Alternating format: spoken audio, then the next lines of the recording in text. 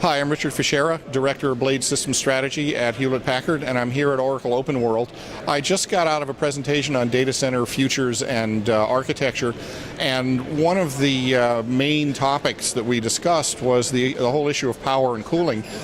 What's kind of interesting about power and cooling generally is a few years ago it was just kind of an afterthought, and we see over the last 3 or 4 years it's emerged as a very high profile aspect of building and managing large data centers. The basic issue is if we look at legacy data centers, they typically spent on average about twice as much energy to cool as they use for useful work, so giving them what we call a PUE, a power utilization efficiency of 2 to 1 or 2.0. What we are seeing is strong pressure to bring this number down to about 1.2 or even lower,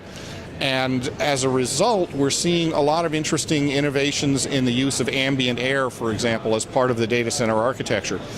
We're long past the day when you just added up the number of cracks, computer room air conditioning units that you needed,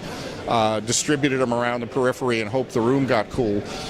Data centers are evolving to carefully architected airflow, fluid dynamics, closed circuit monitoring and management of workload,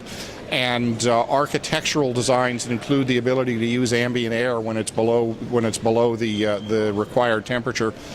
This has led to a number of interesting migratory trends in terms of new data centers. We see new data centers being built in places like the Pacific Northwest with cheap power, and we also see sort of a northward migration of data centers to locations where we can use ambient air more of the time than you could, say, in the tropics.